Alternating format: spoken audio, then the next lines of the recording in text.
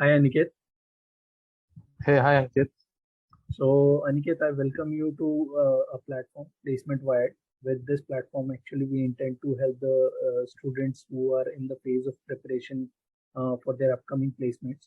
So, I would like to know about your background before we get into details. A short intro would be very good. Yeah, first of all, thank you for having me on this platform.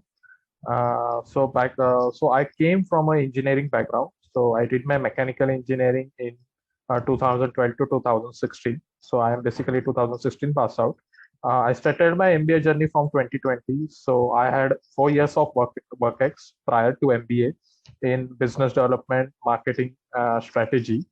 And I did my MBA in general management. My majority of the subjects were from, you can say, marketing, strategy, and finance, but there was no majors or no minors. So I equally distributed the subjects. So Aniket, I congratulate you for converting Nexdigm as your final placement. And Nexdigm was prior to this known as SKP Consulting Group as well. So uh, can you just walk us through the process? What exactly happened during your placement? Yeah, sure, Ankit. So the placement process started with the EOI. So basically, EOI was floated whether the candidate is interested or not. After that, shortlist came, those who showed the interest. And I remember the shortlist was for very few candidates. So in the first shortlist only, they had made it clear, like to include as minimum as possible because there was no as such GD or any other filtering criteria. After that, round one happened. So round one was very basic. So it was like they were just judging like whether you are fit for consulting, whether you have right communication skills, whether you have that requisite for consulting. So round one was very basic. It lasted for around 10 minutes. Then for next shortlist came, which was round two. So round two was very grilling. So they tested on each and every concept which we learned in MBA. And I remember my round two lasted for around 1 hour 15 minutes to 1 hour 30 minutes approximately. And then the final results came. So this was whole of the process. Aniket, can you please let us know what all questions were asked in your interview one? Yeah, sure, Ankit. So the interview started with, as usual, a basic question. Tell me about yourself. Then after that, they asked me like, what do you know about the company as a whole? So what are its services and in which practices the company is into? Then coming forward, they asked me like, what value will you add while coming to consulting? So basically, here you have to make. I had to make clear like I am fit for consulting and all. And lastly, as said earlier, I had 4 years of work ex prior to MBA. So the questions mostly revolved around my CV, around 3 to 4 questions related to my CV in round one. So this was all about round one. It lasted for 5 to 10 minutes approximately. Yeah. Aniket, your interview one was very short, of very short duration, I guess, for 5, 6 minutes only. So I'm pretty sure they, as you said already, that interview two was a grilling round for you. So can you just highlight what all questions were asked in interview two for you? Yeah, sure, Ankit. So interview two was really grilling, and it was one of the hardest interview I ever faced in my life. So the panel was also different from round one. So again, they asked me, tell me about yourself, but this time in very short term. And then they directly went to Excel. They told me to share my screen, and they had a problem pasted in the chat, so I had to copy that in the Excel and use some functions like SUMIF and you can say VLOOKUP and all. So then they asked me like, what is your area of interest? So basically, as everyone has told in the MBA, like one area should be very perfect. So I told them strategy. So from there, the strategy questions started. So the next questions on strategy was like, what is the difference between strategy and tactic? What are the functional values? What is a pestle analysis and how frequently it is done?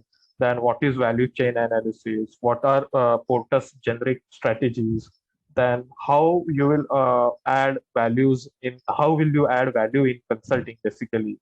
Then when this was over, this gone for around 20 to 25 minutes. These are just the questions, but they were tweaking me in that. So why this, why that? Each and every question was not like just question and answer, but there was some conversation after each question. And lastly, there were two basically guesstimates. So I remember one guesstimate was number of fuel pumps in Nagpur. So they had given me time of around 5 to 7 minutes to calculate number of fuel pumps in Nagpur, and I had to tell the rationale as well, like while deriving the answer. So it was like one-on-one conversation. And after that, the next guesstimate was a global. Basically, it was not a guesstimate. I'm sorry. It is a go-to-market strategy question. So the question was a global foreign automobile player wants to enter Indian markets. So what would be the go-to-market strategy, excluding launch to promotion? So it included right from entering the market to uh, going into the market. So this was all about the interview questions in round two. So, Aniket, I would like to understand your end-to-end placement strategy. Like, what was your preparation strategy in order to, there are multiple companies that actually come for campus interview. So, what was the roadmap that you actually followed? Yeah. So Ankit, so roadmap which I followed was like very unique, and you can say I did not copied some other colleagues' roadmap. So basically, I understood myself first, like where I am standing exactly, where I am weak in the subject. So I made it sure like my first year concepts of MBA from various subjects are clear, and after that, I attended the board infinity sessions as they were mandatory by Presscom, but I made it sure I just did not attend, but I actively participated and I was attentive while I was in the session.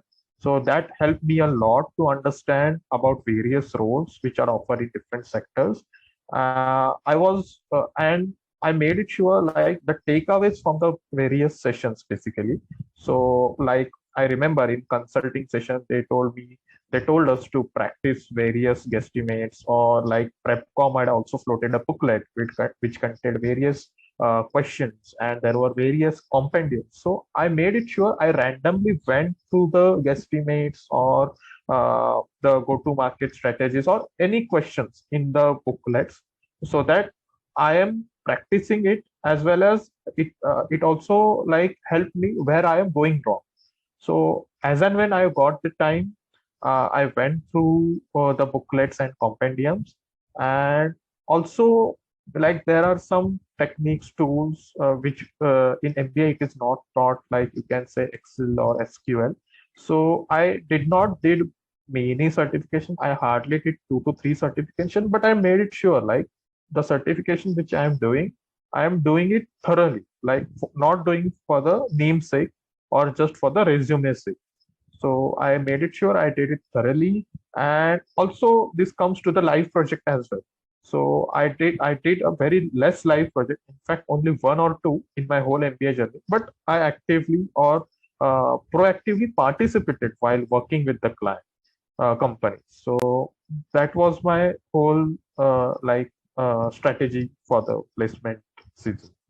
Aniket, when you said about certifications, I see that many, like when we are at our initial phase of MBA, we try to pick up any certification that is available in the market. And like, what is your view about the same?